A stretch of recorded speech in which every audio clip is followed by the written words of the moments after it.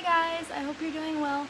I thought I would just share with you what I guess, struggling with right now, and just so you can maybe understand a little bit more of our story, and yeah, just continue to walk along on this journey with us. And so that is, we have the twins still. We're fostering them currently, and we have Thomas. Yeah, he's a permanent placement, and so they're all a joy and a blessing, and we are so excited to just be on this journey with them and to cuddle them and to be with them. With that, though, means some of our norms in our life have had to change and will have to change. And that's where my struggle comes in. That's where I'm like, okay, Lord, this is in your hands. And if this is something you want us to do, you will help me to get through this. You will help me to do this. You'll walk alongside me and just be with me through the process. And what is that? So, if you're new to our channel, we are missionaries in the Philippines. And our family lives far away in the US, specifically in Indiana. And we teach missionary kids during the normal school year, so like August to May, to the end of May. And then normally, or in the past, sorry, my nose itches, we have then left at the end of May and spent all of June and most of July in the States with our family. And you're like, okay, yeah, what's the big deal? Well, with fostering, we are not able to take the girls, pack their stuff up, and put them on an airplane and take them to the US with us, even for just a visit, because we're just their guardians. They're not ours. They have family here in the Philippines, and actually they're in the custody of DSWD, which is like, what's the equivalent? Like child welfare services or something like that in the States. So, with that being said, like, you're probably thinking, well, you're a grown-up, like, it's not gonna bother you that much to not get to see your family, right? And the answer is, I thought so. I thought it wouldn't bother me that much. Like, people had warned me about this, had sat there and said, well, like, you could be stuck here for quite a while, especially if we end up fostering to adopt, or just whatever the situation looks like, we don't know. It's a situation where it's just complicated. I'm not exactly for sure even how much I can tell you, but in general, for a child to be available for adoption, the mother has to sign a paper that says, I give up all my rights. I don't want to take care of this child, or for whatever reason I can't. And then they're available for adoption. And so, in our case, that hasn't happened. And so, we're playing the waiting game. Like, we're fostering, and then depending on what happens, we might foster them longer.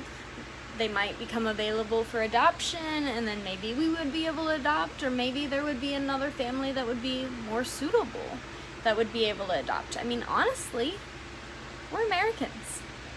We're white. I know very little Cebuano. And I'm here, Cebuano or Tagalog for that matter. and I'm here in the Philippines, in their country. And so if it's more suitable, if it's better for the girls to go to a Filipino couple or a Filipino family and to be raised in this environment, then that's God's will. Or if it's more suitable for them to come to us, then, that's God's will. And so, but bring it back around. I'm torn. I miss my family. I mean, I go through this every year. You get close to the holidays and you're like, I want my mommy. It just, because all families getting together. They're having all these Christmas things. They're doing all these special things. And don't get me wrong. I love my husband. I love Thomas. Like, we do special things. We are a family unit. And yes, they are my top priority. But I'll always love my parents. I'll always love my sister. I'll always love my brother. And then my in-laws. Like, I have nieces that I've seen a few times. I have a nephew that I've seen once. I have a new nephew I haven't even met because he was born while we were over here. And so I'm split, guys. I'm so torn. Like, what does it look like?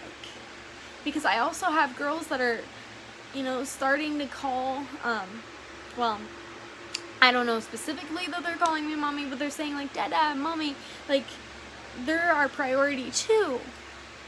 And so there's this tension.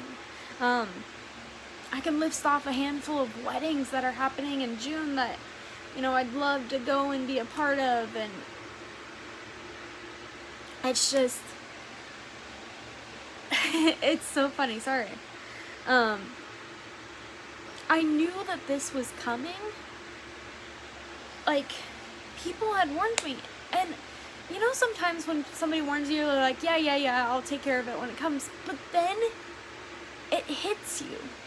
Like, there have been people that have been in the adoption process or whatever, and they have to be here for years, because it can be just a slow, unknown,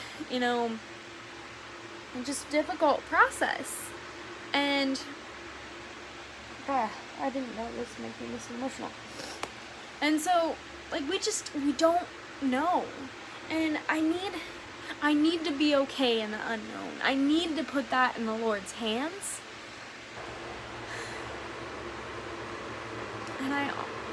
And I also possibly need to be okay with not seeing my extended family, not seeing my mom and dad. I still have a 98-year-old great-grandmother that's living. I need to possibly be okay with not seeing her again. And I don't know. It's hard. I'm not, and I even think of like the missionaries that they come over here for 4 years, and some of them really don't even make trips back in that 4-year span. But yet they have a smile on their face, and they, put it together, and they know that they're serving the Lord, and they're just awesome. They are superheroes. They are rock stars. And I just guess I'm not that strong. But that's okay, because I know the Lord is stronger. But with that being said, like, not just for our sake, but I would encourage you to pray with us that this would not be a long, drawn-out process for the girls. Especially if it's a situation where they're with us and then they go to another family. I mean, think about it. If you were to go to summer camp, for a week, and it was your first time going to camp, like, that would be a hard transition to leave your family. I mean, unless you're, like, super outgoing and it was no big deal. So, and if it's hard for us to go and see our family and then have to say goodbye to them and back and forth, like, imagine being a foster kid or being eventually adopted, but just having that situation where you're going from one place to another and just not knowing, like, who's my mommy, who's my daddy, who's my permanent situation, like, and just not knowing that. And And so, yeah, it hurts that I might not get to see my family this summer, and just please pray with me that we make the right choices. We make the right choices for me. We make the right choices for Thomas. We make the right choices for the girls. We have decided that if we go back, it would be Thomas and I, and we have a friend that would be needing to fly back on the same to the same city as us, so we would fly back together. But to be away from Dan for a month, to have Thomas to be away from Dan for a month, I'm just crying out, Lord, give us wisdom. Lord, direct us. Lord, be with us. Because I don't know. And for the girls, like, if they get super attached to us and then we're gone for a month, like, what does that look like for them? Are they gonna feel like we're abandoning them? Like, I don't know. And I know I'm supposed to be the adult in this situation, but I've talked to my mom and I've talked to my grandma, and I've sat there and said, multiple times, like, I'd love for you to come visit. I miss you, I want to see you, and I want you to meet the girls. And so, yeah, I don't want to keep going, because I'm crying, and I'm a crying mess. And so, but yeah, just please pray that we'd get some answers and some clarity for what's going to happen for the next step for the girls. A lot of times in the Philippines, things can drag on for a long period of time.